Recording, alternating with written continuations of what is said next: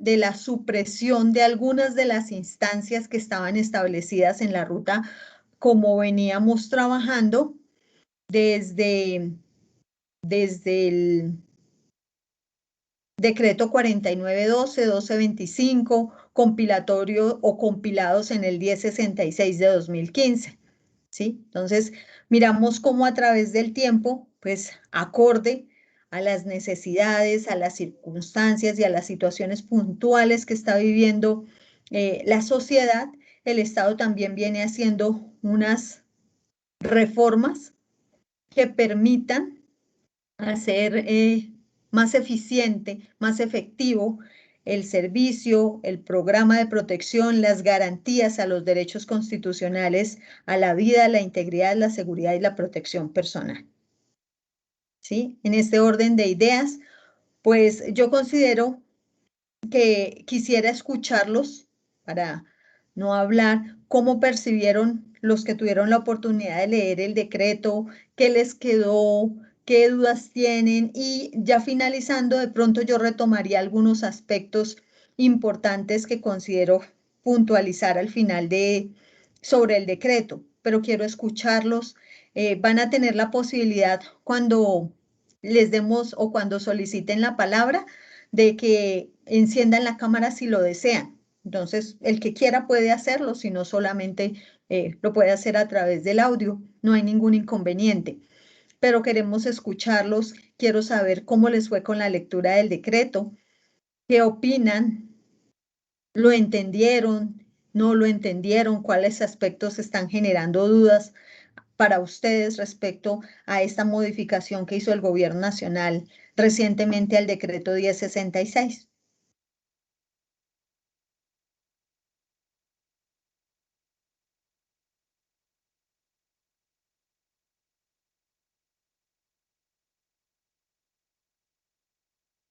Tenemos a, bueno, el nombre que me aparece es CHMI10. Tienes el uso de la palabra. ¿Me ayudas, Jorge, por favor? Gracias. Te escuchamos. Eh, Profe, buenas tardes. Mi nombre es Diego Fernando Flores. Soy del municipio de Silvia, Cauca, departamento del Cauca. Hago parte de la mesa de víctimas del periodo 2020 hasta el 2023, 2021, 2023. Bueno, primero que todo, pues ahorita estaba mirando, acabando de leer algunos de los documentos. Y como siempre, pues hablo pues acá, ¿no? Dentro de la mesa internamente en estos procesos en los que se han ido realizando y digo que para las víctimas, por ejemplo, tengo muchas dificultades, por ejemplo, en el lenguaje técnico. Yo siempre en cada diplomado, en cada reunión, en cada cosa que he estado, yo digo mucho lenguaje técnico, porque como pues es de saber de usted, profe, que pues hay personas, por ejemplo, yo soy tecnólogo en un área muy diferente a la que estoy haciendo. Independientemente, pues en esa área también se ve en lenguaje técnico. Por ejemplo, en el área pues, que yo tengo es agropecuario ecológico y siempre usted ha de tener de pronto pues dificultades en el lenguaje técnico, porque por ejemplo uno habla pues cositas técnicas, ¿no? Entonces esa es como la primera cosa pues que me gustaría pues que se aclararan. Algunas dicen, una vez alguien me dijo, no sé, personas lo toman como algo dura, como algo grotesca de pronto, pues si no entiende, entonces hagámosle con plastilinita. Y si es de pronto con el respeto que todos nos merecemos y la persona eh, es analfabeta, porque esto está pasando ahorita en estas cuestiones, es que hay que hacerlo con todo el respeto y con toda pues el cariño del mundo, ¿no? Pero en la comunicación y el diálogo que sea como de un tonito suavecito, porque a veces la gente se vuelve muy tosca y reacia también. Bueno, con respecto al decreto, lo que le comento, sí he visto pues otras de las cosas que yo no he entendido es que hablan de modificaciones. yo solamente he aprendido a leer que hay unos números y que dicen que modifican o restituyen, en estos momentos no recuerdo, hay unas, no sé si se llamarán cláusulas, no sé cómo se llamarán, pero dicen que modifican. Entonces Artículo. ahí sí, sí hay unas cosas que dicen sí que modifican algo, algo así. ¿Mm? Eh, Dentro de lo que alcancé a leer, porque igual pues la anterior clase no pude estar, le expliqué al monitor que pues tenía que salir y donde me encontraba pues realmente no había señal a conexión, pues realmente pues no alcancé a ver, pero estuve leyendo y aquí algo que me doy cuenta, por ejemplo, algo del CERREM, si vamos a hablar de pronto del CERREM, es que suelen decir que para proteger pues a los líderes que hacen la actividad, ¿no? Pues de su liderazgo que son amenazados. Yo he escuchado que hay líderes que, por ejemplo, se suelen quejar o no sé cómo será el proceso que dicen, es que estamos con la UNP, pero que solamente que mandan que un chaleco y que una persona o que un vehículo. He escuchado pues de otras personas de las mesas que ha pasado así situaciones, ¿no? Que se quejan, pero sin embargo a veces no sé si usted sepa de un caso pues de acá desafortunadamente acá del Cauca de un gran líder que asesinaron, pues la verdad no lo conocí pues en persona en un encuentro que tuvimos, pero ya después desafortunadamente pues no se sabe. Entonces ellos vi que estaba protegido por la UNP, entonces yo me baso pues como en ese ejemplo. Entonces, de ahí para allá, pues no sé, desconozco, vuelvo y le reitero, de pronto si soy ignorante frente a esta temática que siempre le digo como de pronto a usted con todo el cariño y con todo el respeto del mundo. Lo mismo que hay personas que de pronto son abogados, que estén estudiando aquí abogados, esta parte técnica, ¿no? Estos tecnicismos que le llaman. Y lo otro también es en la parte psicosocial también en la parte psicosocial y psicoemocional. También que pueda que hayan también psicólogos que estén también en el área, que se desempeñen en el área. Entonces son como punticos fundamentales. Entonces es como pues mi punto de vista y le agradezco a usted y al monitor en estas capacitaciones. Muchísimas gracias.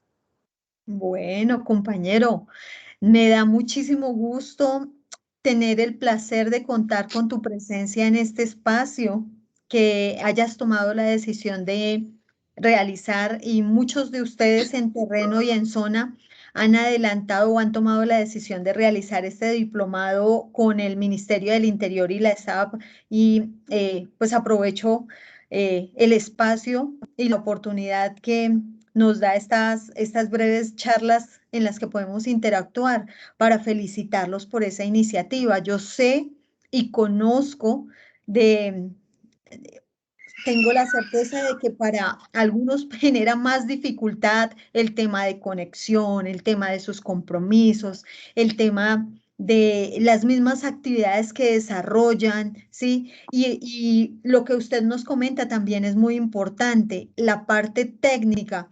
Yo creo que el espíritu de la unidad o el espíritu del diplomado está basado en tratar de manejar un lenguaje asequible, un lenguaje que genere la posibilidad de que todos y todas las que estemos o los que nos encontremos adelantando nuestro diplomado, que es de autogestión, ustedes saben que es en el tiempo, en la disponibilidad y en el momento en que ustedes puedan realizar esas lecturas, esas actividades que lo que pretenden es reafirmar sus conocimientos frente al tema y obviamente se emplean algunos términos técnicos, pero yo quiero pedirles el favor que lo miremos digamos que de la manera más abierta posible y más asequible. Lo que pasa es que los términos técnicos, así como nos explicaba ahorita nuestro compañero, se emplean en diferentes áreas del saber. Y nosotros tenemos que entender que en materia de protección, de garantía de los derechos a la vida, la integridad, la seguridad personal, pues hay y se ha desarrollado una doctrina a través de las altas cortes y de los documentos que se han generado, donde el lenguaje tiende a ser un poco técnico y la idea de nosotros es acercarlos a ustedes a ese lenguaje, poderles permitir tener contacto con esas palabras que en el diario vivir del tema de protección, del tema del desarrollo del programa de prevención y protección, son necesarias conocerlas. Yo les ruego el favor de que cuando tengan dudas nos las manifiesten. Para eso estamos nosotros aquí. La idea es servirles de apoyo, ser ese instrumento que les permita a ustedes asimilar esta información de la mejor manera posible, ¿sí? Y en eso hemos, digamos que se hizo el esfuerzo o tratamos de que el lenguaje fuera muy básico, sin embargo, terminamos haciendo uso de las palabras técnicas que se requieren, por ejemplo, cuando definimos los tipos de riesgo, cuando hablamos de los intervinientes, cuando hablamos de primeros respondientes, cuando hablamos, o sea, todas esas partes nos exigen que el lenguaje que nosotros empleemos tenga que ajustarse a la realidad del Estado frente al tema.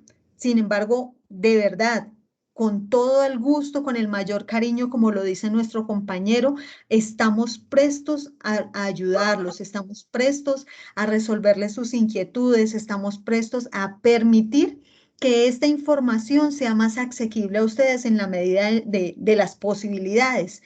Ya eh, em, hay algunos conceptos en esta primera unidad es muy teórica y yo lo entiendo al compañero cuando dice complicado porque cuando me hablan de fines del Estado, de eh, Estado social de derecho, participación democrática, es complejo, pero lo importante es que tratemos de entender un poco en el contexto la fundamentación teórica de nuestros programas de protección y la parte práctica y la parte, digamos, eh, eh, que ustedes requieran ya para el aprendizaje, con muchísimo gusto se las podemos ayudar a entender con relación a los contenidos que tienen ustedes ahí en sus documentos.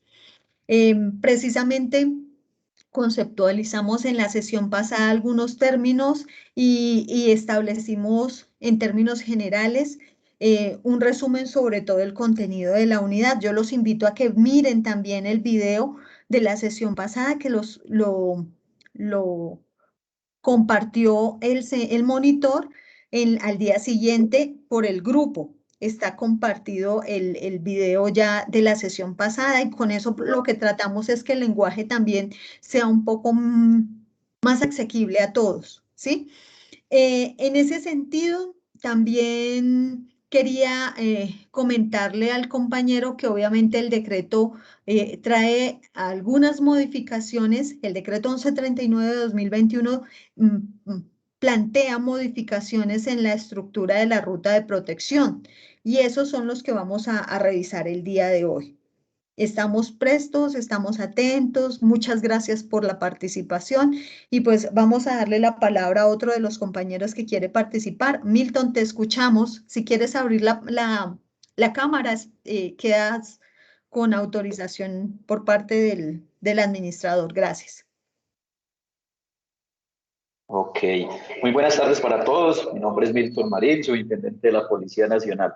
Doctora, mi duda es, bueno, hojeando el decreto, ¿qué cambió respecto al tema de núcleo familiar? Veo que hacen claridad que el núcleo familiar es extensivo, es cónyuge, hijos, padres.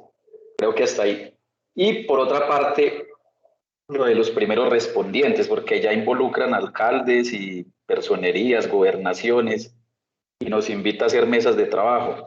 Anteriormente esto, como primer respondiente estábamos la policía y algunas otras entidades.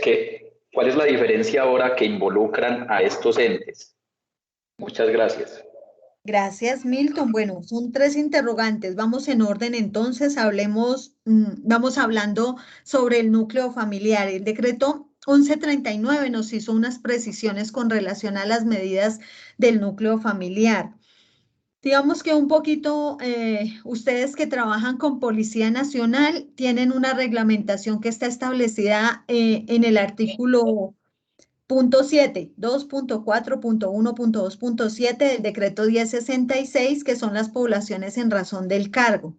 Para aquellos que de pronto no han tenido la posibilidad de manipular el decreto 1066, vamos a retomar un poco el tema de su división para que nos entiendan esta parte. El decreto 1066 genera un programa de unos programas de protección, en términos generales, a cargo de la Unidad Nacional de Protección, del Ministerio del Interior y de la Policía Nacional, ¿sí?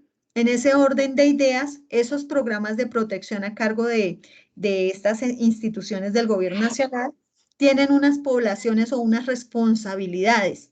La Unidad Nacional de Protección se encarga de proteger algunas poblaciones que están determinadas en el mismo decreto, o sea, no nos las podemos inventar, no las podemos sacar de la nada, están establecidas en la norma cuáles son las poblaciones objeto de protección por parte del Programa de Protección a cargo de la Unidad Nacional de Protección y otras a cargo de la Policía Nacional, como bien lo manifiesta el señor intendente, ¿sí? En ese orden de ideas,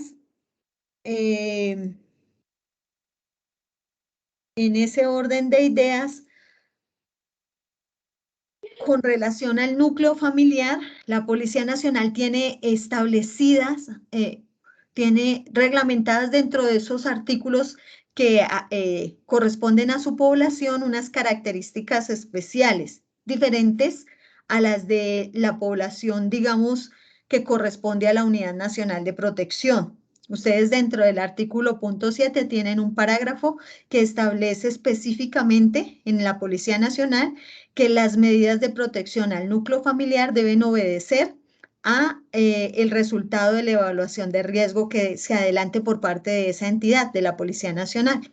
Entonces, en ese orden de ideas, esas evaluaciones de riesgo que ustedes adelanten a la población en razón al cargo, en cabeza de los titulares, cuando correspondan al núcleo familiar, deben remitirse a lo que está arreglado para ustedes. En términos generales, en el artículo donde están las definiciones del decreto, que es el artículo 2.4.1.2.3, nos establece qué es núcleo familiar, ¿cierto? Nos dice, bueno, ¿y el núcleo familiar quiénes lo integran? Entonces nos habla de que lo integra los padres, hace referencia al cónyuge o compañero permanente, a los hijos y a los padres del solicitante o protegido. En ese orden de ideas, se hizo en el decreto 1139, se hizo la claridad, se dejó solo la definición de núcleo familiar, apartecito, y luego, al final del artículo, se incluyó un parágrafo donde se hicieron unas precisiones frente a ese núcleo familiar, ¿sí? Entonces, con relación a ese núcleo familiar, en el parágrafo nos habla de dos aspectos puntuales. De manera excepcional, nos dice que las medidas de protección asignadas en favor del beneficiario del programa podrán ser extensivas al núcleo familiar. Entonces, nos habla una primera parte que es cómo puedo hacer una medida extensiva. Entonces, yo sé que muchos de ustedes han escuchado el término, los que han tenido de pronto alguna relación o participación en los comités, o los que no, digamos que habitualmente se podía escuchar ese tema de medidas extensivas al núcleo familiar, ¿sí? Pero no estaba como tal documentado o claro dentro del decreto cuándo se podían hacer extensivas esas medidas al núcleo familiar. Entonces, lo que hace el parágrafo es decirnos en qué eventos puede hacerse extensiva y nos dice que es de manera excepcional, ¿no? Lo ideal o las medidas de protección de acuerdo al programa están en cabeza del titular del derecho, ¿sí? La persona que solicita la vinculación al programa de protección, bien sea por el ejercicio de sus actividades, bien sea por, digamos, por cualquiera de las circunstancias que pueda ser objeto de algún tipo de riesgo o amenaza, y que dentro de la revisión que se realiza del caso se valora el tema de su vinculación al programa de protección. Entonces, lo primero que nos dice ese parágrafo es que puede vincularse a solicitud del protegido. Entonces, el protegido lo puede manifestar cuando le estén haciendo su evaluación de riesgo. Puede decir, venga, mi riesgo es extensivo a mi núcleo familiar, y lo tiene que manifestar en el momento en que se adelante esa evaluación de riesgo por parte del analista de riesgo correspondiente, ¿sí? Entonces, debe ser claro y debe aportar esos elementos que lo hacen pensar que ese riesgo puede ser extensivo al núcleo familiar. Entonces, en muchas ocasiones, por ejemplo, yo les puedo decir que tenemos casos en los que la misma amenaza, el mismo tipo de amenaza que le llega al beneficiario del programa o a la persona que está solicitando su vinculación, de ella misma se deriva que el núcleo familiar puede tener algún riesgo con relación a esas amenazas de las que está siendo objeto el titular del derecho. ¿Por qué? Porque le dicen al señor, o usted se va de la zona, o su hijo, su esposa, su papá o su mamá o su hermano paga por esto. Entonces, en ese tiempo o en ese tipo de situaciones ya se está viendo inmersa el núcleo familiar de esa persona que está solicitando la vinculación al programa de protección, ¿sí? Entonces, ese es el primer evento que nos trae ese artículo del 1139 que nos habló sobre el núcleo familiar, y el segundo nos habla de que no obstante lo anterior, cuando los miembros del núcleo familiar ostenten un nivel de riesgo extraordinario o extremo, exista nexo causal entre el nivel de riesgo y la actividad o función política pública, social o humanitaria del protegido, el respectivo comité podrá recomendar o asignar medidas de protección que fortalezcan el esquema de protección del titular, ¿sí? Entonces, hay algunos eventos en los que yo puedo hacer extensiva la medida. Extensiva la medida quiere decir, en la primera parte, como les decía, mi esquema de protección lo comparto con mi núcleo familiar, ¿sí? O las medidas que tengo asignadas las comparto con mi núcleo familiar. Pero hay otros eventos que ya lo entra a determinar es el proceso de evaluación del riesgo de acuerdo a la información que se allegue al mismo, toda la información que se recopila dentro de esa evaluación del riesgo, que puede determinar que se hace necesario evaluar el riesgo por separado. O sea, que el riesgo de los miembros de ese núcleo familiar hay que valorarlo por separado del titular del derecho. Entonces, en ese orden de ideas, se adelanta una evaluación de riesgo a favor de esos integrantes del núcleo familiar, ¿cierto? Porque la situación así lo amerita, y las medidas de protección, dice la norma, se fortalecen, o sea, se asignan nuevas medidas de protección para fortalecer ese esquema de protección y que cubra las necesidades de ese núcleo familiar. Esa es la diferencia de esos dos aspectos puntuales. No sé si te queda claro, Milton, con relación a la pregunta. Sí, efectivamente. Muchas gracias, doctora.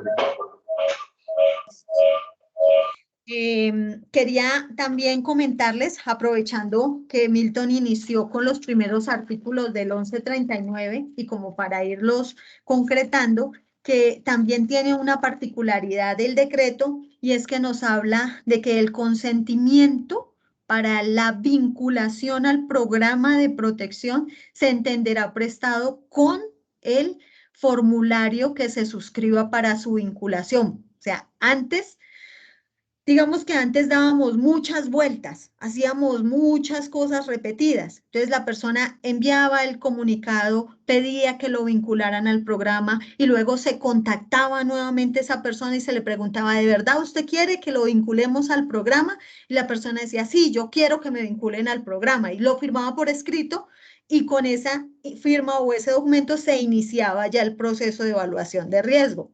Miren que desde el inicio, quien quiere pertenecer al programa, pues hace la solicitud. Entonces, lo que se quiso fue obviar esa parte donde se daba esa vuelta tan grande donde se le decía al ciudadano, después de que él ya nos había pedido protección, se le decía al ciudadano, ¿usted de verdad quiere entrar al programa de protección? Y el ciudadano nos confirmaba siempre que sí, que su intención desde el comienzo que suscribió la solicitud fue vincularse al programa de protección. Entonces, en ese orden de ideas, el ciudadano nos ratificaba, pero perdíamos tiempo valioso. Entonces, con esta modificación se deja sentado que la persona que radica su solicitud de vinculación al programa de protección pide que lo vinculemos de una vez, o sea, da su consentimiento. Eso tiene unas implicaciones dentro de la evaluación de riesgo que nos permiten asegurar mayor agilidad, mayor una atención prioritaria al tema y no perder tiempo volviéndolo a contactar para preguntarle si de verdad quería entrar al programa de protección. Entonces, esa parte recorta términos que se demoraban antes haciéndose las verificaciones del consentimiento, para que lo tengamos claro. Entonces, todas las personas que de plano suscriban el formulario que está en la página de la Unidad Nacional de Protección, el que ustedes conocen y pueden tener acceso, entonces, en ese orden de ideas, esas personas dan su consentimiento con la suscripción del formulario de vinculación.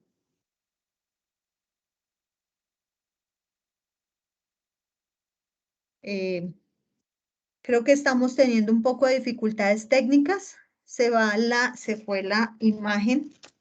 Permítanme, yo miro si puedo activarla nuevamente. Sí, ya ustedes pueden verme. Me confirma alguno si tiene la imagen y el sonido, ¿no? Importante. Sí, señora, imagen y sonido. Listo, gracias. Gracias. Bueno, eso sobre esos dos artículos. Acabamos de ver el artículo 1 y 2 del decreto 1139. Escuchemos a Jorge Ramírez, que está levantándonos la mano para mirar a ver qué intervención o qué duda o qué desea aclararnos. Dinos, Jorge. Bueno, Magdalena, buena tarde para todos. Buenas tardes. Yo creo que tengo un poco de duda con este numeral, en este artículo 2 del núcleo familiar, porque es que antes, bueno, pongamos un líder social, se le hace el estudio de nivel de riesgo a esta persona y le da un extraordinario, se le da su esquema de protección. El esquema es para cada persona. Ahorita pues me dicen que es el núcleo familiar. Si a la esposa la amenazan por culpa del líder social, ahí no habría unas medidas por extensión, porque por extensión es cuando es un menor de edad o es una persona que no tiene pues los 5 sentidos. Y ya era una conexidad y hay que hacerle un estudio de seguridad aparte a la señora. Claro está que haya un nexo causal con la labor que ejerce el líder. Entonces quedo como con esa duda, ¿cuál fue el cambio acá? Porque así se estaba manejando antes. Si fuera un menor de edad, se le hace el estudio de nivel de riesgo al padre, que es el líder el que tiene pues el riesgo, y de ahí se le implementan las medidas. Si es la esposa, los padres o, bueno, anteriormente estaban los hermanos, se le hacía el estudio de seguridad a esa persona, se mira que si haya una conexidad y se le implementaban las medidas. Pero ¿qué es lo que modifica este artículo como tal? Bueno, tú tienes parte de la razón, Jorge, con lo que nos estás diciendo. Tienes claro que cuando la amenaza se identifica que va directamente contra alguno de los otros miembros del núcleo familiar, o sea, no contra nuestro beneficiario o solicitante del programa de protección, sino contra la cónyuge, el cónyuge, sus padres o sus hijos, cuando va contra ellos directamente y específicamente se logra determinar que están siendo objeto de amenazas por esa actividad social, por ese liderazgo, por esas circunstancias que desarrolla esa persona, entonces se hace necesario hacerles un estudio de nivel de riesgo. Ahí estamos de acuerdo. Y lo dice el decreto en la segunda parte del parágrafo del artículo segundo. ¿sí? En la segunda parte del parágrafo. Ahí estamos de acuerdo.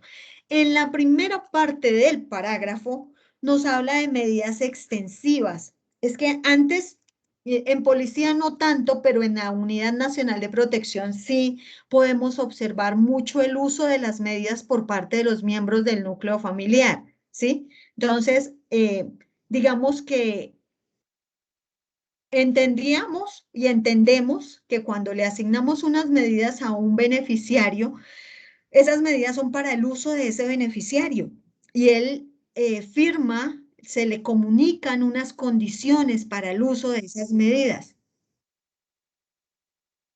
Entonces, esas medidas de protección, ¿será que con las participaciones que están haciendo por Teams, Jorge, tú me puedes ayudar ahorita y las retomamos para yo poder, contestar y ya miramos las que están siendo objeto de solicitud por parte del chat, por el chat, ¿sí? Ya las miramos las que tienen, las dudas que ustedes tienen, los aportes que están haciendo sobre el tema en el chat, ¿sí? Pero entonces, con relación a esas medidas de protección extensivas al núcleo familiar, no había una reglamentación muy fuerte, no estaban demasiado claras.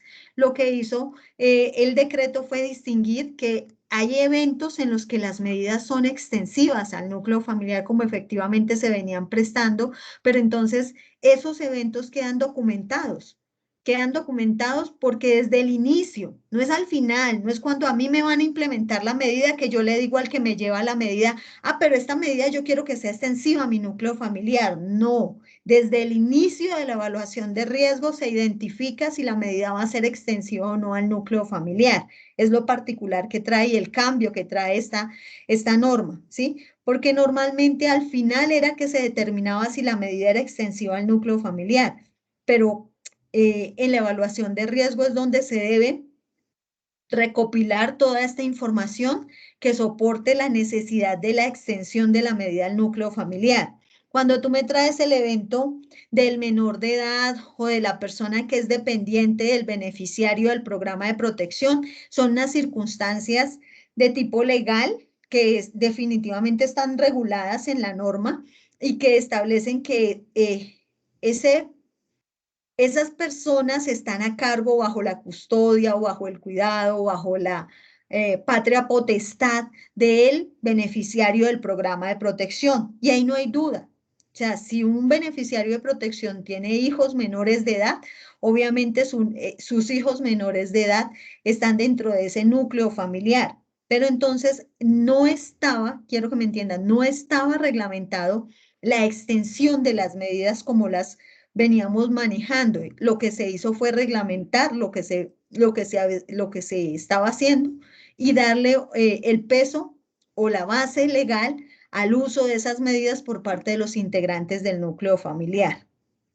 Pienso, no sé si ya te queda un poco más claro el tema, compañero. Bueno, sí, señora. Por ejemplo, en el caso mío, le tomamos medidas o le implementamos medidas al alcalde. Por su cargo y función, pues tiene derecho a un esquema o, bueno, las medidas protectivas.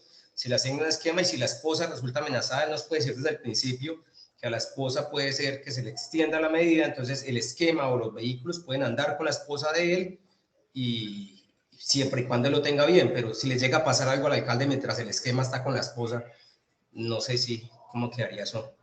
Lo que sucede es que lo que yo les explicaba hace un ratico, compañero, cuando la Policía Nacional tiene en el artículo punto 7 la población en razón del cargo, en el artículo 2.4.1.2.7, también tiene un parágrafo que dice, al final o dentro de ese artículo, hay un parágrafo que le determina obligatoriamente que para poder el núcleo familiar hacer uso de esas medidas debe haber una evaluación de riesgo.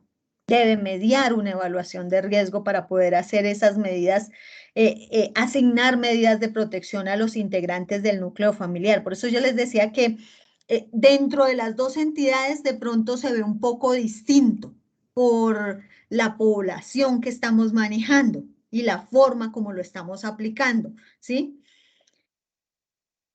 Del procedimiento de la Policía Nacional, normalmente se adelanta el estudio de nivel de riesgo a los integrantes del núcleo familiar. Y obviamente lo que tú decías, el nexo causal es fundamental para poder determinar si existe o no ese riesgo, la conexidad, si da lugar a esas medidas y si esa persona puede hacer uso de las medidas. Cuando el alcalde le entrega sus medidas a los miembros del núcleo familiar sin que exista una ponderación de riesgo a favor de ellos, está haciendo un uso indebido del núcleo, de las medidas. O sea, un uso indebido, pero en detrimento de su seguridad. Estamos entendiendo de que si yo no tengo mis medidas conmigo, estoy poniendo en riesgo mi integridad, ¿sí? Entonces, es en ese sentido que yo hablo de un uso indebido, porque estoy dejando mi seguridad, mi vida, mi integridad personal en riesgo, porque no estoy contando con los elementos asignados para mi protección. Entonces, eso hace parte de toda la cultura que se debe generar del adecuado uso de las medidas de protección y de todo lo que está haciendo el Estado colombiano en pro de que los ciudadanos que se vinculan a estos programas de protección conozcan cómo funciona el programa de protección y cuáles son las formas adecuadas de hacer uso de esas medidas que les asigna el Estado colombiano cuando hay lugar a ellas. Me decían que si podíamos hacer una comparación entre la norma anterior y la norma nueva. Yo creo que lo hemos ido haciendo, yo he tratado de contarles cómo funcionaba y cuál fue la modificación del decreto, ¿cierto? Para poder que ustedes entiendan cuál fue el cambio. Y me preguntan que siendo las gobernaciones y alcaldías los primeros respondientes, ¿de dónde se descargan los formularios de vinculación? En ese orden de ideas, ¿cuál es la primera tarea que se debe hacer como en aquellos casos donde tenemos igualmente alertas tempranas regionales y nacionales? Teodomiro, bueno, tienes toda la razón. Los primeros respondientes son las alcaldías y las gobernaciones. Ellos tienen a su cargo el desarrollo de planes de prevención y planes de contingencia. Lo primero que nosotros debemos preguntarnos a esos primeros respondientes es, venga, ¿cuál es su plan de prevención y cuál es su plan de contingencia en materia de garantía del derecho a la vida, la seguridad y la integridad personal de los habitantes dentro del territorio? Todos los alcaldes deben tener construido ese documento, plan de prevención, plan de contingencia.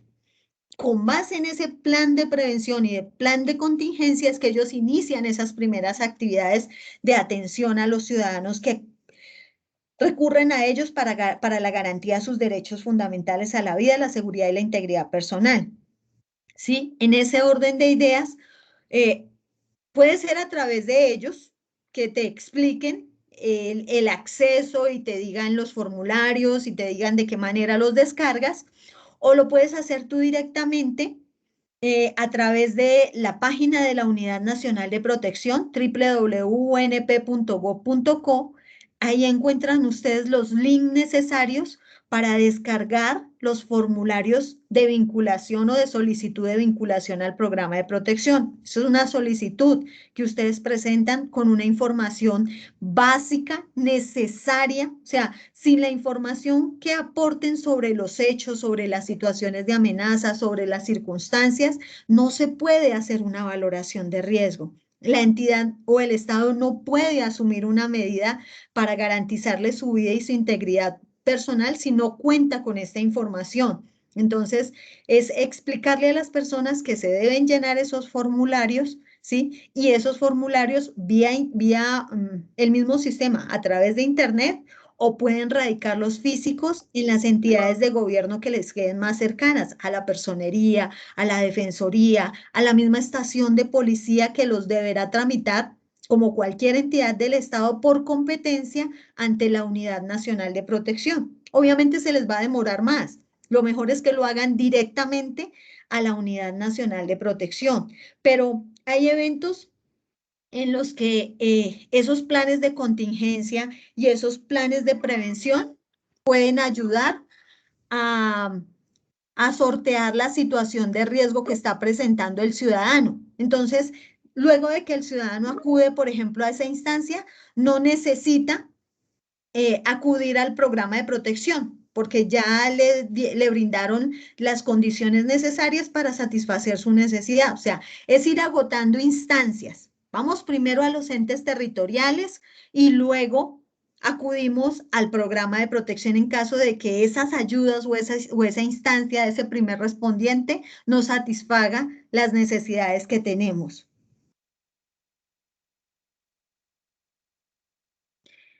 En los eventos en los que el solicitante no pueda firmar o no pueda suscribir ese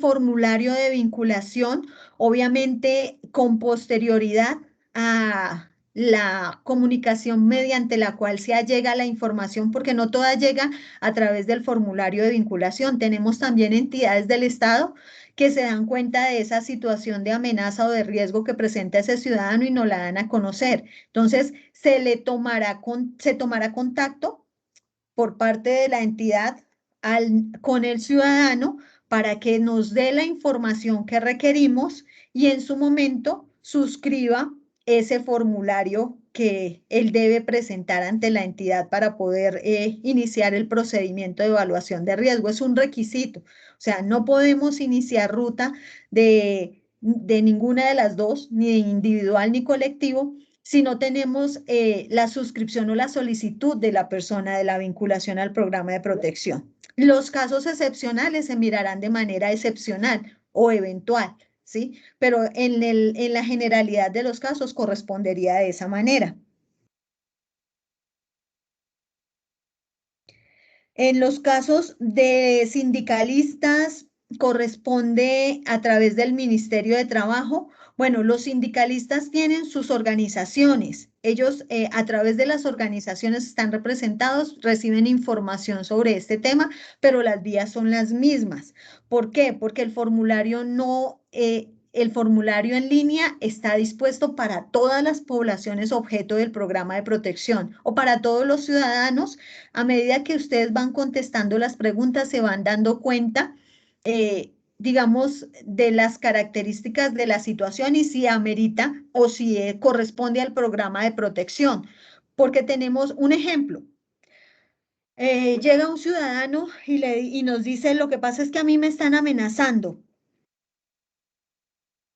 ¿Quién lo amenaza? Entonces, es una de las primeras preguntas. ¿Quién lo amenaza? No, lo que pasa es que yo soy dueño de un negocio y un grupo delincuencial me está pidiendo dinero para poderme dejar trabajar en mi negocio.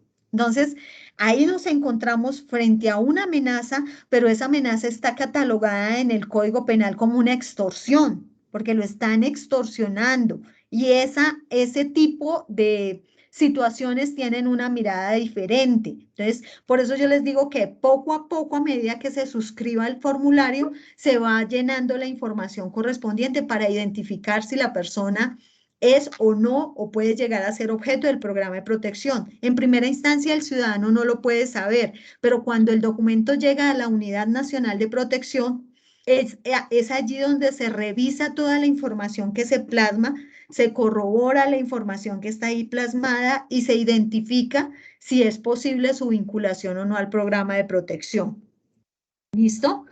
Estoy tratando de al tiempo ir contestándoles preguntas.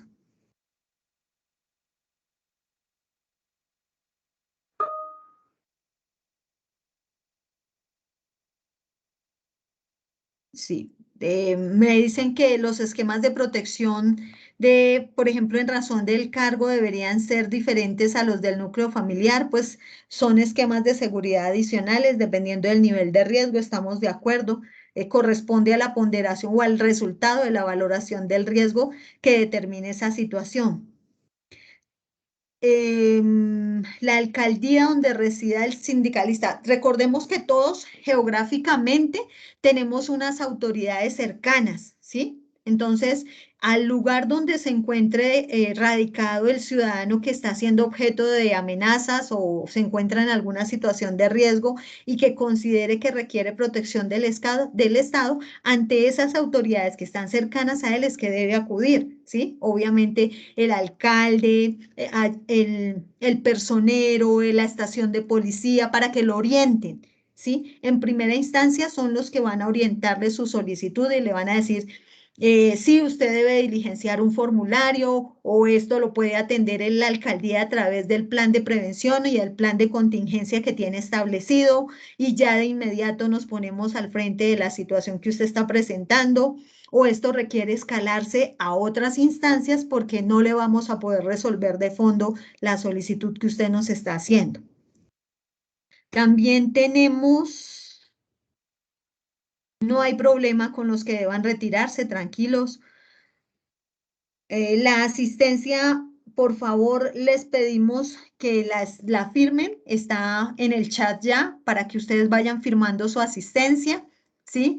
Tenía una manito levantada que no alcancé ahorita a darle la palabra, no sé si todavía, Jorge, estás con alguna inquietud o la resolví dentro de los temas que traté hace un momento.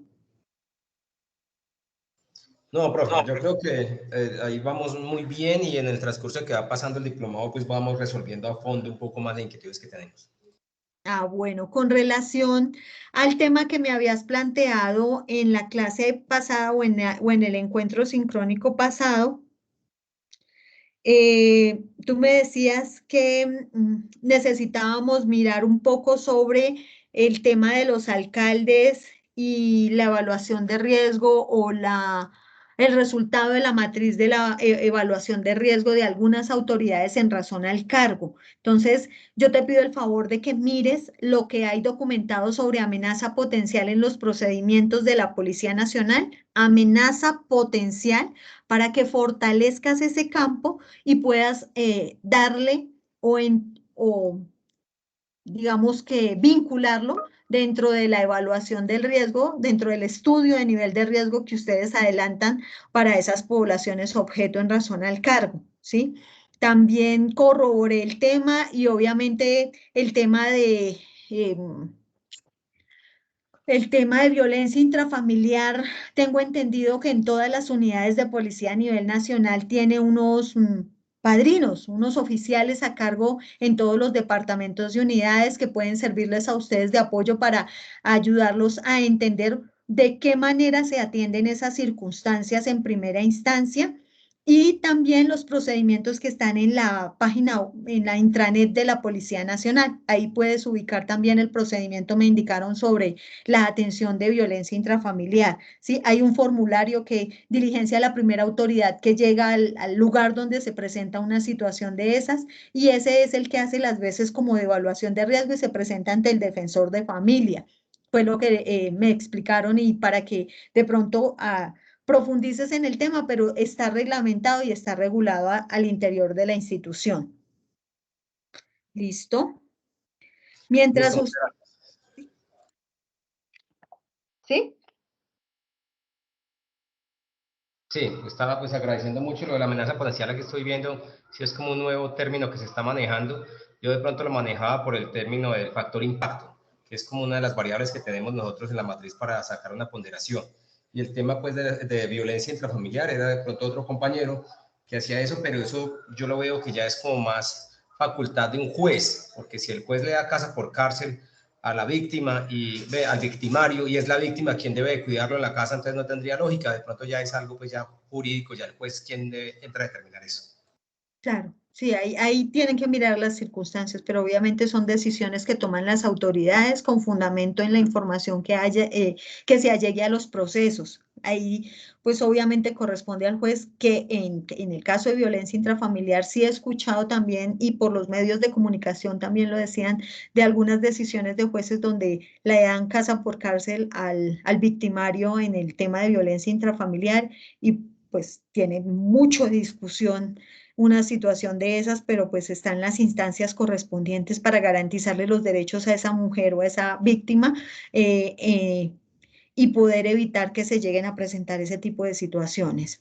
Quiero entonces continuar con el contenido de nuestro decreto 1139. Yo sé que hay, muchos de ustedes tuvieron más dudas. Voy a ir adelantándome con relación a algunos aspectos que considero importantes entrar a revisar, como es el caso de la eliminación del GBP, El GBP era una instancia que estaba establecida antes del decreto 1139 del 23 de septiembre del 2021, que la sigla significa Grupo de Valoración Preliminar. El grupo de valoración preliminar hacía parte de la ruta de protección y era una instancia ante la cual se presentaba la evaluación de riesgo una vez terminada por parte del analista de riesgo.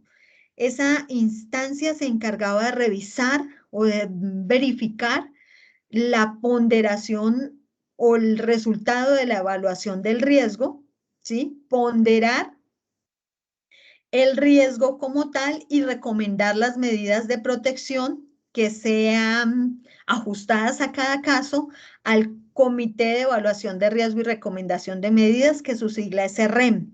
Ya lo habíamos escuchado o habíamos hablado un poco de él en la anterior sesión. El CERREM es una de las instancias, esa continúa. Entonces, al suprimir el GBP, al quitar el GBP del camino, ¿cierto? Lo elimino, me queda el CERREN y ante el CERREN el analista de riesgo debe presentar ahora la evaluación de riesgo, ¿sí? Con la recomendación de alguna medida de protección y ya le corresponde al GBP al CERREN como tal, entrar a determinar la ponderación de riesgo que corresponda al caso y la recomendación de medidas que esta instancia, que es el CERREN, le va a dar al director de la Unidad Nacional de Protección, que es quien expide el acto administrativo mediante el cual se notifica el resultado de la valoración de riesgo, ¿sí?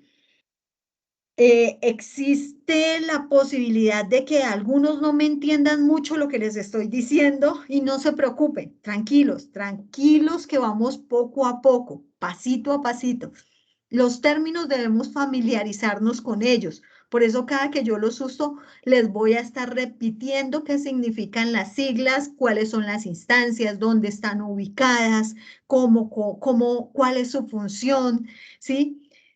Quiénes las integran, para que ustedes vayan teniendo esa cercanía con esa información que es indispensable dentro de la ruta de protección y dentro de este diplomado.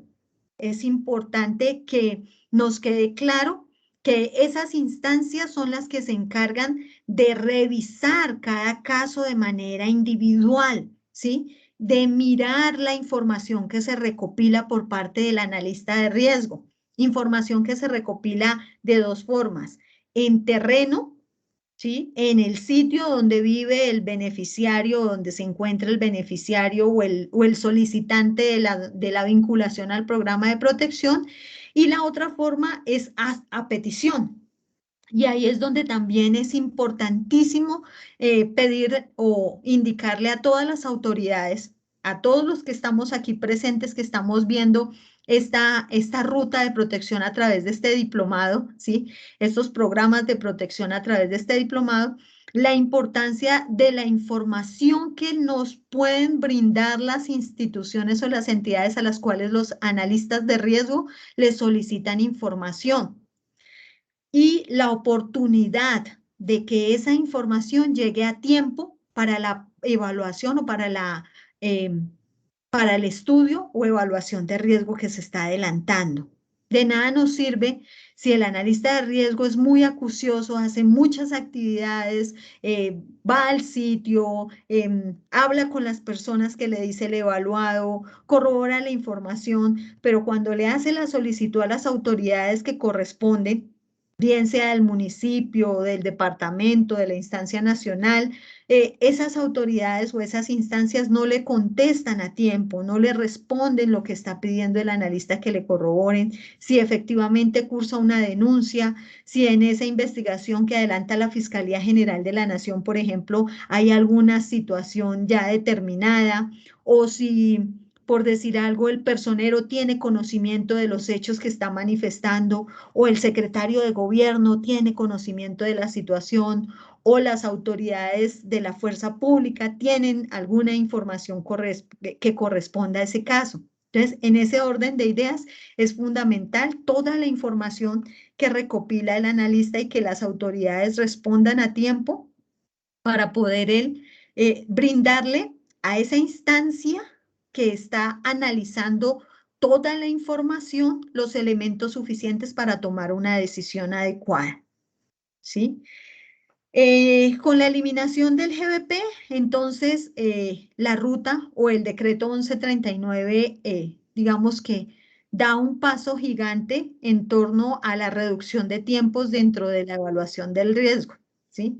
Una de las metas que tenía como propósito esta modificación, reducir atención expedita, reducir tiempos de atención.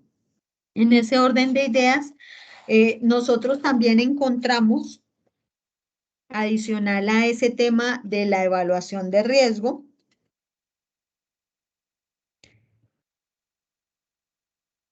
por ejemplo, no sé si alguno tenga alguna duda. Bueno, los miembros del comité de evaluación de riesgo y recomendación de medidas sufrieron algunos ajustes, ¿sí? Esas personas que conforman ese comité estaban anteriormente en cabeza de unas dependencias de algunas entidades del Estado. Con la modificación que se hizo, en algunos casos quedaron los titulares de esas dependencias perteneciendo al comité. Me explico. Por ejemplo, en el Ministerio del Interior no estaba el ministro del Interior como miembro del comité, sino que estaba el director de Derechos Humanos del Ministerio del Interior, era el miembro del comité. Entonces, en el ajuste que se hizo con el decreto 1139, por ejemplo, en este caso, el que asiste o el que queda ahorita vinculado al comité es el ministro del Interior o su delegado. ¿Sí? Eso pues acorde a la importancia, a la relevancia, al interés del gobierno nacional de atender de la manera más, digamos que de la mejor manera posible, perdón, la situación de riesgo de cada ciudadano que solicita la vinculación al programa de protección, que se le adelanta una evaluación de riesgo y que esa evaluación de riesgo es objeto de revisión por parte del CERREN correspondiente, bien sea individual o colectivo. Eso frente a las autoridades. La modificación también incorpora una división. Anteriormente, el decreto 1066 nos hablaba del CETRAI como cuerpo técnico cuerpo técnico de análisis de información, de recopilación y análisis de información. ¿Sí? Ahora, ese cuerpo técnico de recopilación y análisis de información tiene un nombre nuevo, se llama CETAR, Cuerpo Técnico de Análisis de Riesgo. Cuerpo Técnico de Análisis de Riesgo, ¿sí? Entonces, cambia el nombre del grupo al que pertenecen los analistas de riesgo, que son quienes adelantan las evaluaciones de riesgo en todo el territorio nacional, ¿sí? Entonces, ahora se llama Cuerpo Técnico de Análisis de Riesgo, el CETAR. Y la particularidad también que tiene el decreto es que lo divide. Hay CETAR para la ruta individual y hay CETAR para la ruta colectiva. Antes no estaban separados, era uno solo, un solo CETRAI.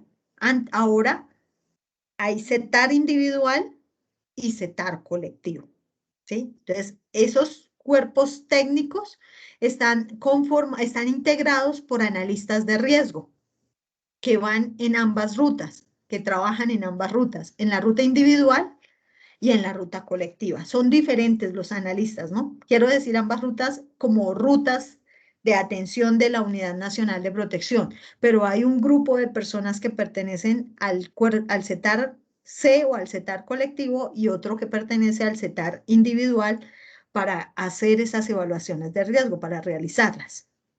Ese es otro cambio que tiene la norma dentro de la ruta de evaluación de riesgo como tal, del programa de protección. Otro cambio que nos trae este decreto es la conformación del CERREN de servidores y exservidores públicos, ¿sí? Anteriormente, con el decreto 1066, el CERREN, el CERREN que estaba establecido correspondía o digamos que tenía relación de acuerdo a las poblaciones que están dentro del decreto. Entonces tenemos un CERREN, hay CERREN poblacional, en los cuales se tratan la mayoría de los casos, pero hay unos CERRENes específicos que están establecidos por la misma norma.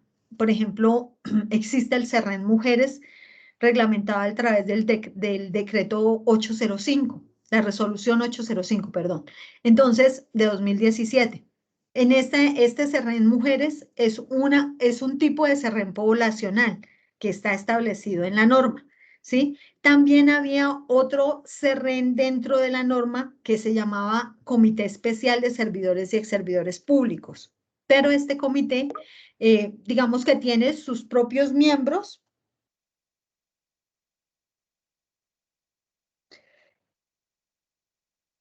Él tiene sus propios miembros, ¿sí? Y sus propios integrantes y las poblaciones que éste revisa. Entonces, en ese orden de ideas, en el CERREN de servidores y exservidores públicos llegan unas poblaciones específicas y el decreto 1139 lo eleva a la categoría de Comité Especial de Recomendación de Medidas de servidores y exservidores públicos, ¿sí? Como una característica especial dentro de este decreto. La otra característica especial que trae este decreto es que anteriormente había una sola secretaría técnica. Las secretarías técnicas o la secretaría técnica del CERREN se encarga de toda la parte administrativa del Comité de Evaluación de Riesgo y Recomendación de Medidas. Hablo de la parte administrativa, la convocatoria, la convocatoria a las sesiones, digamos que la organización de la agenda, los temas que se van a tratar, los lugares donde se van a reunir. Toda esa parte administrativa le corresponde a la Secretaría Técnica. Entonces el CERREN tenía una sola Secretaría Técnica. Con la expedición de este decreto se dividen también las secretarías técnicas de lo individual y de lo colectivo, porque antes era una sola, como el cuerpo de análisis de riesgo, era uno solo, ahora se dividieron. Esto que genera dentro de la atención a las poblaciones, a los grupos y comunidades, pues una atención específica, una atención cualificada, una atención eficiente, una atención efectiva, una atención orientada a las condiciones especiales de cada una de las necesidades de quien recurre a la ruta de protección como tal, ¿sí? Entonces, tanto el CERREN, la Secretaría Técnica del CERREN individual tiene actividades para desarrollar todos los CERREN poblacionales que adelanta, como la Secretaría Técnica del CERREN colectivo, frente a las convocatorias y a la realización de los CERREN colectivos para tratar los temas de la ruta colectiva. Eso nos va a permitir también atender de mejor manera a las poblaciones colectivas, ¿sí? A los grupos o a las solicitudes de las organizaciones, de los grupos y las comunidades en la ruta de protección colectiva.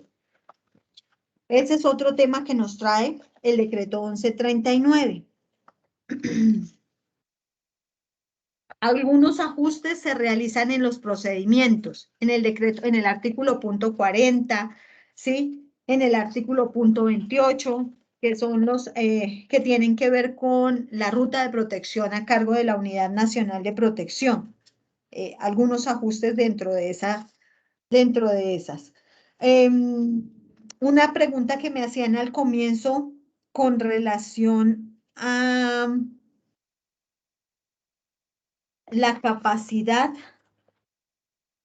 también está prevista dentro de esta, ya, los primeros respondientes. Cuando el compañero Milton creo que fue, nos hablaba de qué implicaciones tiene ahorita que las alcaldías y las gobernaciones sean primeros respondientes dentro de estos programas de protección. Anteriormente, digamos que ellos tenían una responsabilidad frente a algunas poblaciones, específicamente defensores de derechos humanos, líderes sociales, población desplazada, ¿sí? Esas eran algunas poblaciones en las que ellos tenían una atención prioritaria o como primeros respondientes.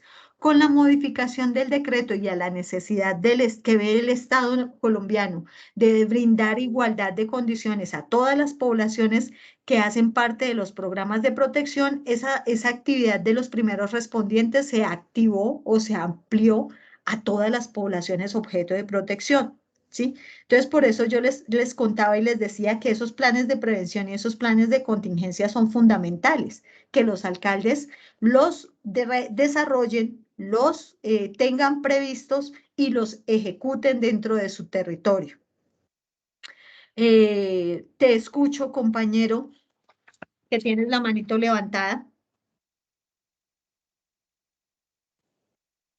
Profe, yo tengo una inquietud. Usted hace rato nombró que las primeras entidades que tienen que estar frente a esta situación, ¿no? En el caso de pronto del CERREN, cuando es por la UNP, para de pronto, digamos en el caso mío, por víctimas, un ejemplo, es la administración municipal, la alcaldía. La pregunta mía es, ¿uno cómo hace para saber si realmente los alcaldes a nivel general saben de estas capacitaciones o a ellos los capacitan? Porque es que pues yo la verdad yo voy a preguntar cositas así a la alcaldía y realmente a mí me da pena decirlo ante usted, pero no saben, no responden. Entonces esa es mi gran inquietud. Si ustedes como ESAP o de pronto alguna otra entidad, cuando ellos los eligen por voto popular, los llaman el Estado a capacitación o cuál es el proceso ahí. Esa es una de mis incógnitas. Y dos, eh, usted también hablaba de que cuando se hacían las solicitudes al CERREN, estaba leyendo ahí que el Ministerio del Interior es el que aprueba o no este tipo de solicitudes, pero ellos también se especializan en estos procesos, o cómo es ahí la cuestión en el caso de los riesgos, ¿no? De los diferentes tipos de riesgos. Gracias, profe. Gracias por tus preguntas muy importantes. Bueno, frente al tema de los alcaldes, como autoridades administrativas locales y en este evento, dentro del tema que estamos tratando como primeros respondientes dentro de las rutas de los programas de protección, ellos efectivamente cuando son elegidos por voto popular, eh, tienen un periodo de capacitación y de formación, ¿sí? Ese periodo de capacitación y de formación conozco que lo integran o lo conforman varias entidades del Estado. El Ministerio del Interior, la ESAP tiene un programa desarrollado para brindar capacitación y las instancias correspondientes para brindarle la información a esas personas que son electas de sus responsabilidades, obviamente, de lo que van a ir a administrar ellos a territorio, lo que van a encontrar y cuál es el deber ser de las situaciones que ellos van a tener bajo su responsabilidad, ¿cierto? Frente a este tema, yo quiero decirte, compañero, que a estas formaciones o a estos diplomados pueden ingresar. Tengo entendido que tenemos miembros o personas integrantes de alcaldías y de gobernaciones formando parte de esta capacitación, ¿sí? Entonces, ellos están interesados también, al igual que todos, en conocer estas rutas, en conocer las responsabilidades, en conocer los alcances, en conocer las modificaciones que ha sufrido el decreto 1066 de 2015.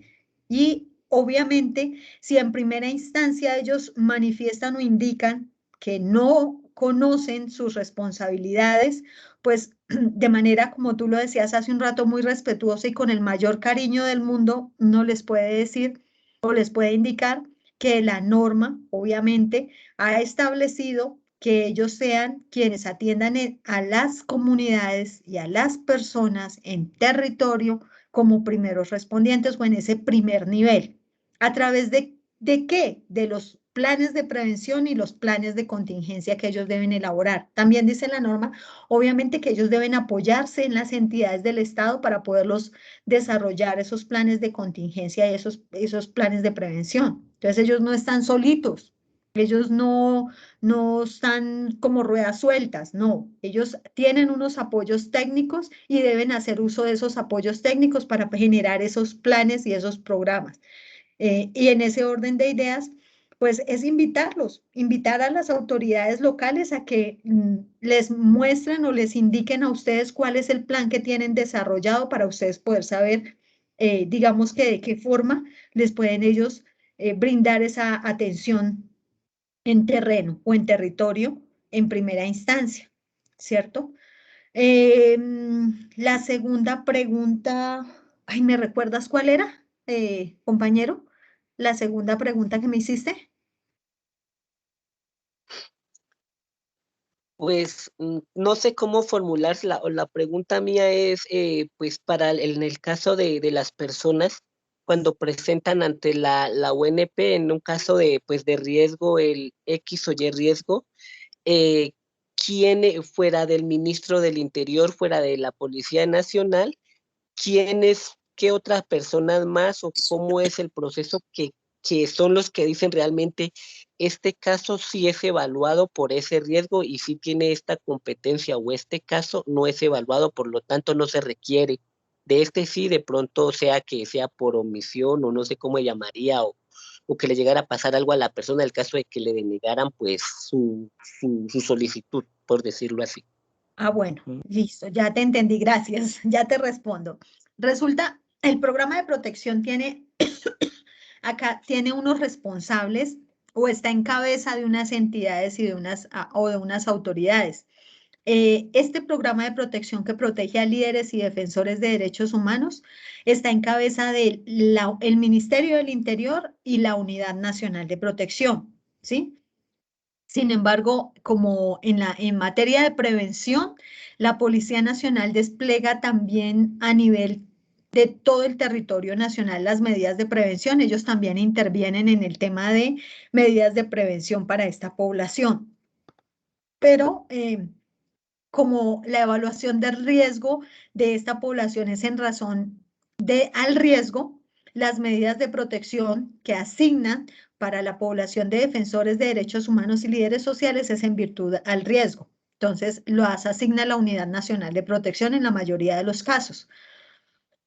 Ahora, ¿quién es el responsable de determinar qué medidas se va a implementar y si hay una valoración de riesgo? Es un proceso. No es una sola autoridad la que toma esa decisión. Es todo un proceso que inicia desde el momento en que se radica ese formulario de solicitud. Por eso yo les explicaba ahorita que de esa información que nos da el ciudadano en ese formulario de solicitud depende toda la revisión que se va a hacer del caso.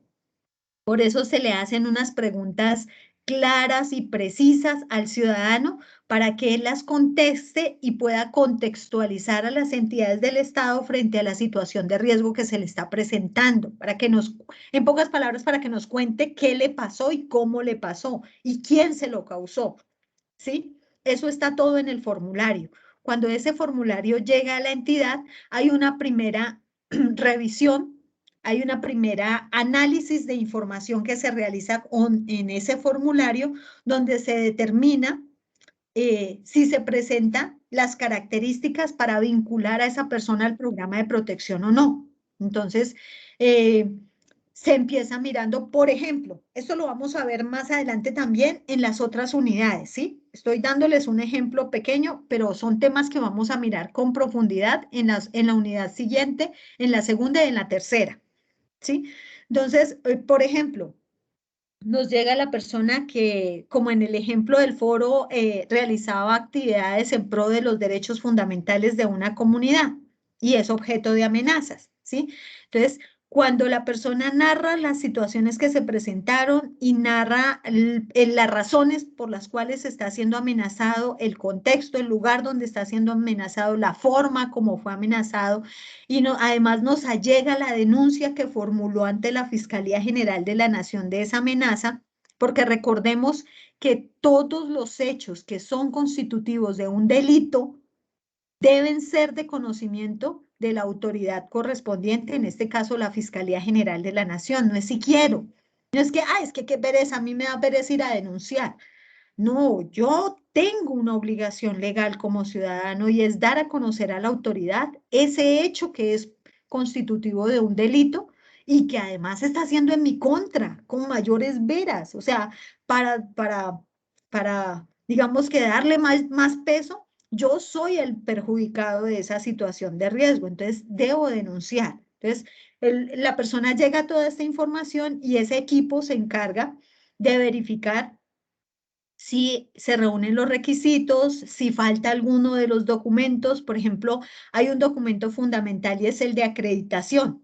Entonces, yo tengo que encontrar como Estado que esa persona pertenece a alguna de las poblaciones objeto del programa de protección, está acreditado. Entonces, tengo que verificar si es sindicalista, quién me acredita, y tengo que solicitarle o pedirle a la persona que me dé la acreditación de su vinculación a un sindicato. ¿Sí? Si es un defensor de derechos humanos, si es una autoridad religiosa, si es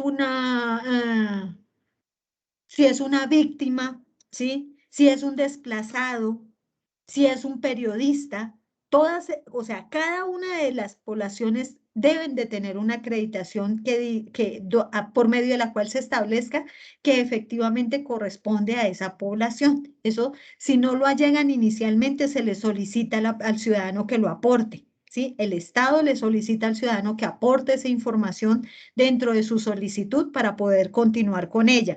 Y una vez se reúnen toda esa información que se requiere, entonces se le da traslado a una parte dentro de la Unidad Nacional de Protección que se llama Subdirección de Evaluación del Riesgo. Esta Subdirección de Evaluación del Riesgo tiene toda una cadena de valor engranada donde empieza a trabajarse para revisar esa situación de riesgo. Llega la solicitud por parte de ese ciudadano con toda esa información y se le asigna un analista de riesgo. Y ese analista de riesgo es el que toma contacto con el ciudadano y le realiza la entrevista y va a la zona y recopila toda la información. Estoy haciendo un resumen resumidito de todo el procedimiento para no demorarme tanto, pero lo vamos a ver a detalle más adelante, ¿sí? Entonces, esto es para que lo vayamos entendiendo, cómo funciona. El analista recopila toda esa información y la compila en una base de datos, y en esa base de datos se llenan unos matrices, se llenan unos formularios y esos formularios dan unos valores. Y esos valores son un elemento dentro de la evaluación de riesgo. No son la evaluación de riesgo únicamente, son elementos dentro de la evaluación de riesgo, porque lo que yo les digo es, el analista lo que hace es recoger mucha información de todo lado. Recoge y recoge y recoge y recoge y recoge y recoge y presenta un documento que se llama evaluación de riesgo. Ese documento que se llama evaluación de riesgo, como ya no hay GBP, ¿se acuerdan que les dije que ya se suprimió el GBP? Entonces se lo presenta al CERREN. Y es el CERREN el encargado de entrar a valorar toda esa información que lleva el estudio o la evaluación de riesgo en la policía del CENIR para poder determinar el resultado de la evaluación de riesgo y las medidas de protección. Entonces, cuando el compañero me dice, le toca al ministro del Interior, pues digamos que le toca a muchas entidades, porque los miembros del comité son, ya se los digo, no son 7 miembros. Hay unos miembros permanentes. Está. Hay unos miembros permanentes y hay unos invitados permanentes. y hay unos invitados permanentes. ¿Listo? Vamos a mirar un poco quiénes conforman el comité de evaluación de riesgo y recomendación de medidas. Entonces, lo conforman el ministro del Interior o su delegado, el viceministro para las políticas y asuntos internacionales del Ministerio de Defensa o su delegado, el consejero presidencial para los derechos humanos o quien haga sus veces o su delegado, el director de la Unidad Administrativa Especial de Atención y Reparación de Víctimas y reparación integral a las víctimas o su delegado, y el director de Protección y Servicios Especiales de la Policía Nacional o su delegado. Estos son los miembros permanentes del Comité Especial del Comité de Evaluación de Riesgo y Recomendación de Medidas, del CERREM. ¿Sí? Estos son los miembros permanentes. Hay unos miembros que son, hay unos invitados permanentes a este comité. Entonces, los invitados permanentes a este comité son, ya se los digo, están aquí, estos, los invitados permanentes. Son en promedio 8 invitados permanentes. En cada sesión hay representación de estas entidades. Un delegado del Procurador General de la Nación, un delegado del Defensor del Pueblo, un delegado del Fiscal General de la Nación, un representante de la Oficina del Alto Comisionado de las Naciones Unidas para los Derechos Humanos, un delegado del Alto Comisionado de las Naciones Unidas para los Refugiados, ACNUR, cuando se traten casos de población desplazada. Entonces aquí empezamos a mirar que algunos asisten, sí, y otros asisten, o sea, no van, sino en unos eventos especiales. También dentro de estos invitados permanentes pueden participar de la sesión 4 delegados por cada una de las poblaciones objeto del programa de protección, quienes estarán presentes exclusivamente en el análisis de los casos del grupo poblacional al que representan. Entonces, muchos de ustedes dicen, bueno, y a mí que soy líder, ¿quién me representa allá donde toman esa decisión? ¿Quién va ahí y está pendiente o puede mirar que las cosas que sucedan allá estén bien? Entonces, la norma previó que dentro de los grupos poblacionales se puedan nombrar delegados, pero ustedes, las que integran esas poblaciones, deben ponerse de acuerdo para designar esos delegados. Esos 4 delegados tienen que elegirlo las poblaciones objeto. O sea, por decir algo, aunque los periodistas están muy organizados porque ellos a través de las organizaciones están representados. Por ejemplo, la FLIP, existe otra también, se me va el nombre en este momento, que los representa a ellos y ellos tienen sus delegados permanentes para sus comités o para los comités donde se van a tratar casos de esas poblaciones. Las víctimas deben organizarse, deben designar sus delegados y deben informarlos, ¿sí? Los líderes y defensores de derechos humanos igual,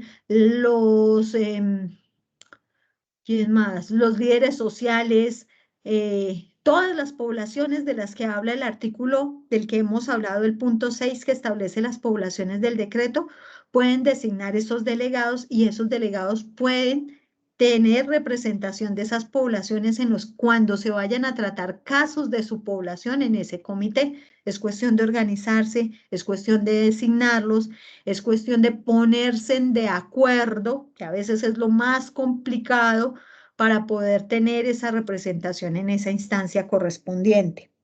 También nos dice que pueden ir como invitados las entidades de carácter público cuando se presenten casos de su competencia o representantes de entes privados cuando se considere pertinente, ¿sí? Son invitados permanentes, pero algunos de ellos están con ocasión al tema, o sea, a los casos que correspondan. Si yo nada tengo que hacer, si soy delegada, por ejemplo, por la población de periodistas, metiéndome en la discusión o cuando van a tratar los casos de los desplazados.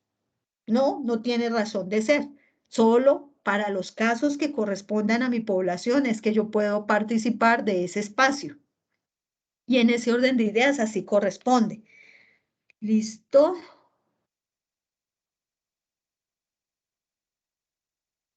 Miremos un poco a ver si tienen algunas dudas diferentes aquí en el chat.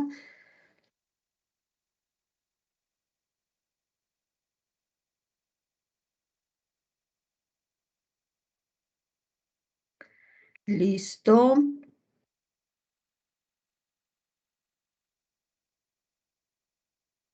Muchas gracias. Doctora, una mano levantada, Jorge Ramírez. Por favor, gracias, Jorgito. Jorge, te escuchamos. Bueno, de pronto hay una última preguntita y creo que pues tiene relación y no con el transcurso del diplomado lo vamos resolviendo. Es, por ejemplo, yo hago un estudio a nivel de riesgo, el líder social o líder político, bueno, cualquiera de estas población objeto, no está de acuerdo y acude a la apelación, se le niega, y si él acude a un juez por tutela o un juez natural, ¿ellos tienen la potestad de ordenar implementación medida o no? Bueno, nosotros sabemos que hemos visto la primera parte de la ruta, ¿cierto, Jorge? Llegamos hasta la decisión del comité y hemos hablado de que esa decisión del comité se plasma en un acto administrativo que firma el director de la entidad. Ya tú te saltaste a la otra mitad. Después del acto administrativo, se tienen unas instancias, unos recursos de ley establecidos para poder apelar o para poder reponer, sobre todo en este caso es reposición porque la entidad o como está establecido el procedimiento no trae la apelación, pero sí la reposición de las decisiones que se adopten por parte de la Unidad Nacional de Protección. Como tú bien lo indicas, la entidad recibe ese recurso que formula el ciudadano que no está de acuerdo con el acto administrativo que le fue comunicado y en el marco de esa decisión el ciudadano puede solicitar, puede aportar la información que corresponda y que fundamente su acuerdo o desacuerdo con la decisión, su desacuerdo con la decisión en los casos de recurso de reposición, ¿sí? Y la instancia correspondiente, que es en este caso la Oficina Asesora Jurídica de la Unidad Nacional de Protección, se encarga de resolver esos recursos.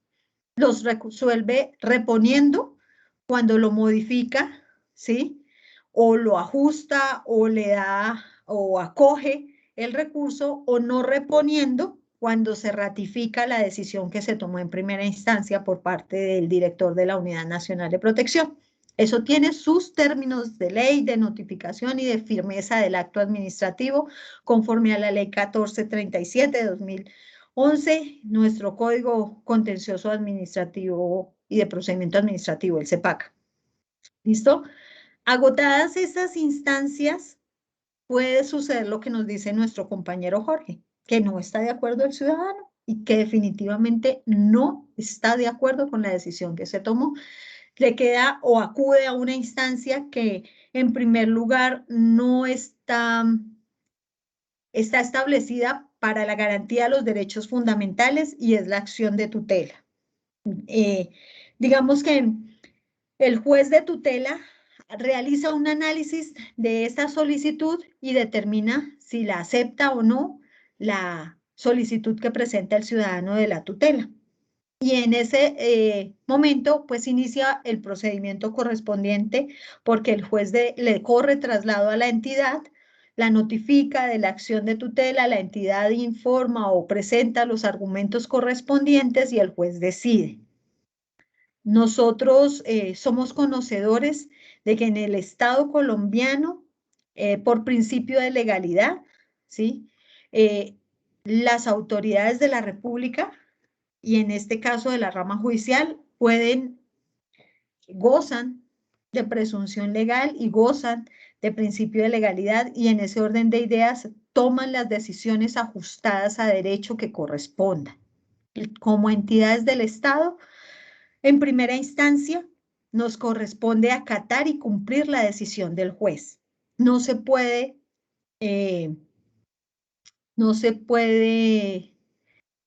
dejar de cumplir un mandato judicial en primera instancia. Obviamente, esto también es objeto de recursos y esto es objeto de instancias que entran a definir o a decidir si se estuvo o no se estuvo ajustado a los principios legales y constitucionales y jurisprudenciales frente a la decisión que adopta esa autoridad judicial. Entonces, Jorge, desafortunadamente, digamos que en principio el juez está llamado a garantizar ese derecho fundamental a la vida, a la seguridad, a la integridad personal. Está llamado a garantizarlo, pero no está llamado a formar o a ordenar esquemas de protección, porque eso le corresponde al Estado o a la instancia o a la entidad del Estado bajo los procedimientos que están legalmente establecidos. Entonces uno diría, el juez,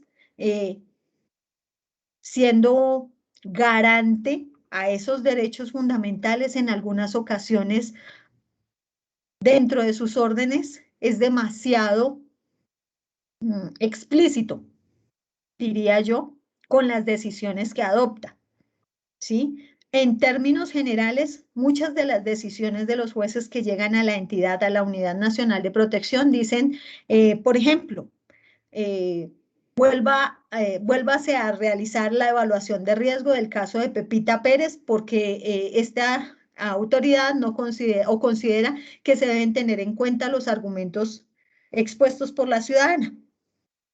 Entonces, la entidad debe volver a realizar la evaluación de riesgo correspondiente atendiendo la orden de esa autoridad judicial, ¿sí?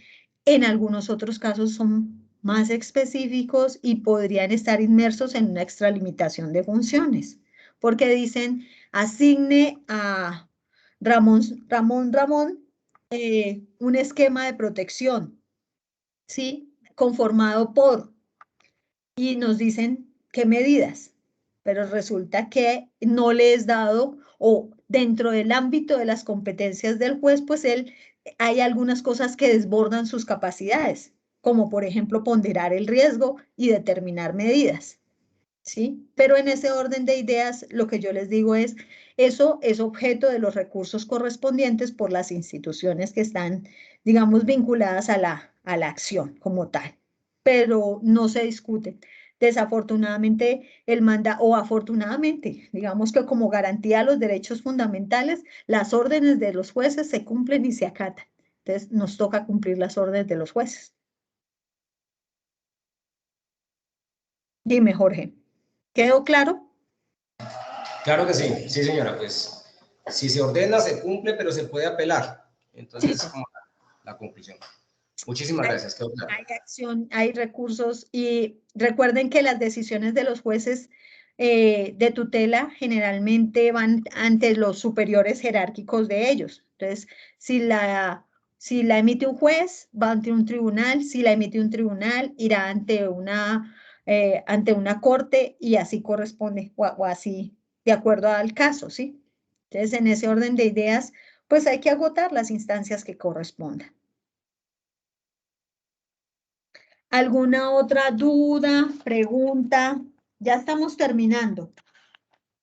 El decreto 1139 también nos hizo algunas modificaciones. Bueno, nos trajo algunos artículos relacionados con el otro programa de protección a cargo de la Unidad Nacional de Protección, que es el de la Unión Patriótica y UP y PCC, y el Partido Colombiano, no me acuerdo de la otra C. Comunista. Y el Partido Comunista Colombiano.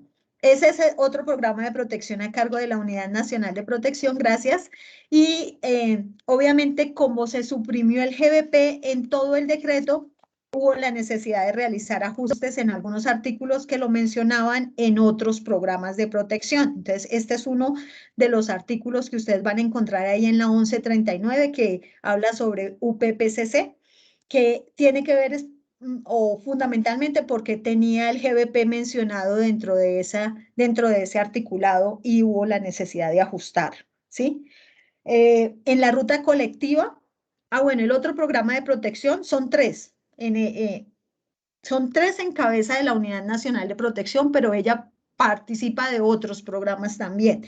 Pero tenemos el de la población que hemos manejado en esta unidad y que vamos a manejar a lo largo de este diplomado, que es el de la población del artículo punto 6, 2.4.1.2.6, que es en razón al riesgo y que es las que están descritas ahí, ¿sí? Por el ejercicio de la actividad política que realizan estas personas o su liderazgo. El otro programa de protección es el que está establecido para los miembros de UPPCC y el otro programa de protección a cargo de la unidad es el de la Subdirección Especializada de Seguridad y Protección, que fue el que se creó luego del proceso de paz a través del cual se estableció el programa de protección para los excombatientes o exmiembros de las antiguas FARC. Hoy Partido de los Comunes, hoy miembros de Partido de los Comunes. Entonces, en ese orden de ideas, esos son los tres programas de protección grandes a cargo de la Unidad Nacional de Protección. Más adelante y a lo largo de las unidades vamos a mirar que ella también participa en otros programas y ahí vamos a ver de qué manera lo hace en esos otros programas, ¿sí? Finalmente, en el decreto también nos hablan de algunas modificaciones que se hacen a la ruta de protección colectiva, ¿sí? Ya vimos que se separa de la parte individual en el tema administrativo. En lo administrativo porque antes no estaban separadas la ruta individual de la ruta colectiva, pero ahora sí.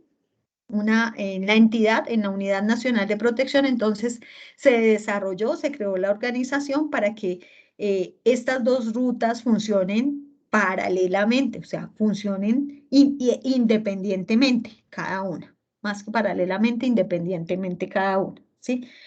Entonces, el CETAR colectivo y la Secretaría Técnica del CERREN colectivo convocan y presentan presentan las rutas de evaluación de riesgo colectivo de las comunidades o grupos que así lo soliciten y el Comité de Evaluación de Riesgo y Recomendación de Medidas colectivo define también sobre esas evaluaciones de riesgo que se presentan, ¿sí? Más adelante vamos a mirar un mecanismo de seguimiento a las medidas de protección que se adoptan en materia colectiva, que está en cabeza del Ministerio del Interior.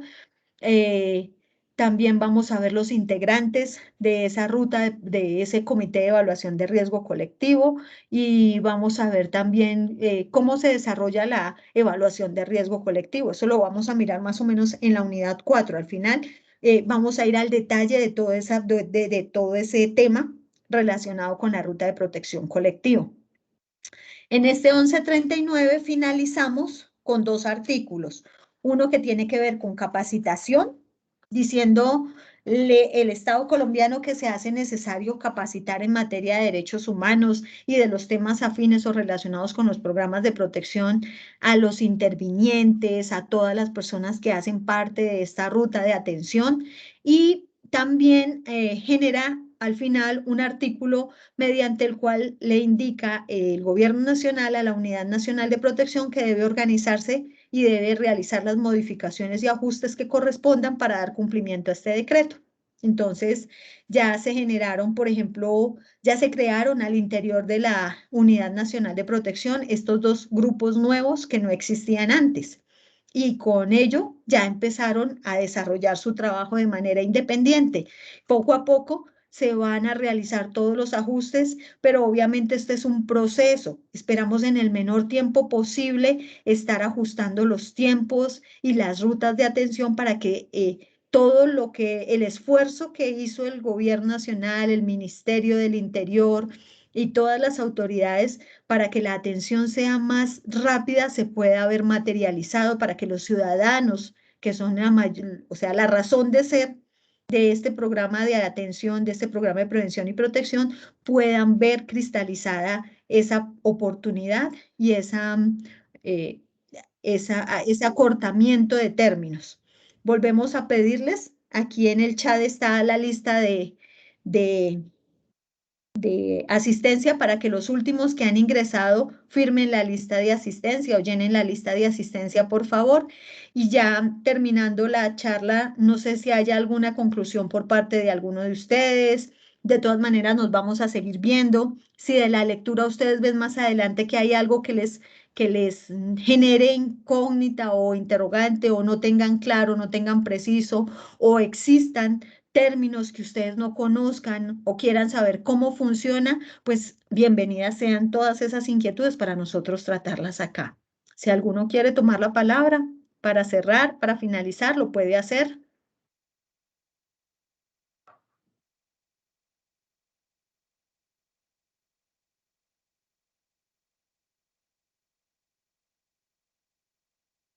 Bueno, entonces agradecerles.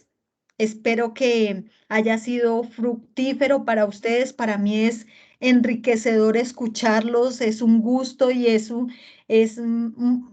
podría decirles un placer poderme reunir con ustedes y poder conocer esas inquietudes que ustedes tienen, cómo están funcionando, qué está pasando allá en territorio, que ustedes tienen toda esa experiencia para contarnos eso, ¿sí? Recordarles que el martes 16 de noviembre es el primer encuentro de la unidad 2. Entonces, no lo olvidemos, por favor, oportunamente nuestro monitor les estará confirmando la hora, les estará recordando por el grupo para que nos adelantemos nuestra sesión sincrónica y la podamos hacer, pues no tomándoles a ustedes los fines de semana. Esta semana fuimos muy atrevidos de verdad de citarlos el día de hoy, pero era antes de que se terminara esta unidad 1 que teníamos que volvernos a reunir. Pero la próxima unidad nos vamos a reunir como él lo manifestó, como nos lo indicó el monitor, el día martes y el día viernes, creo que quedó la otra, él lo puso en el grupo. Por el grupo lo estamos viendo y ustedes lo pueden estar confirmando con él los días que vamos a tener nuestras sesiones sincrónicas, ¿sí?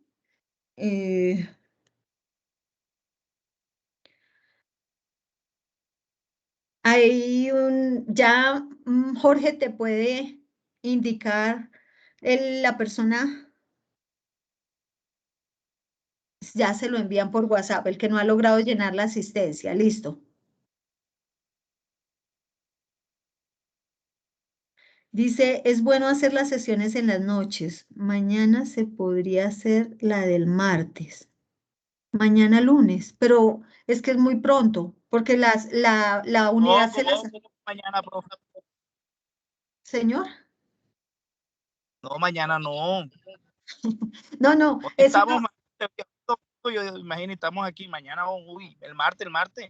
El martes, sí, porque tenemos que leer y fuera de eso se las habilitan hasta mañana, la unidad 2, entonces hay que tener un tiempito por lo menos para que ustedes alcancen a mirar algunos de los contenidos, aunque vamos a revisar. No se preocupen que no la tienen que llevar toda leída porque pues obviamente es imposible sabiendo que acabamos de arrancar, pero vamos a ir mirando juntos el contenido, de pronto si hay alguna duda de los que ya han logrado avanzar, y miramos juntos el tema. No se afanen que vamos poco a poco, vamos haciéndolo bien y vamos llegando al final todos de cada una de nuestras unidades. No me queda más que agradecerles.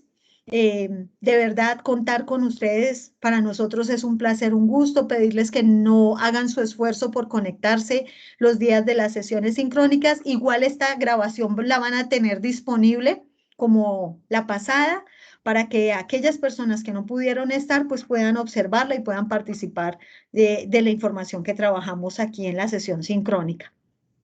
No me queda más que decirles gracias, buenas noches, Dios los bendiga, que descansen, disfruten ese festivo, gócenselo y pásenla bien con sus familias. Bueno, gracias, profe, gracias. Gracias. Gracias, profe. Que descansen, bendiga. Gracias por eso. Muy amable. Gracias, profe. Gracias. Muchas gracias, profe. Hasta luego a todos.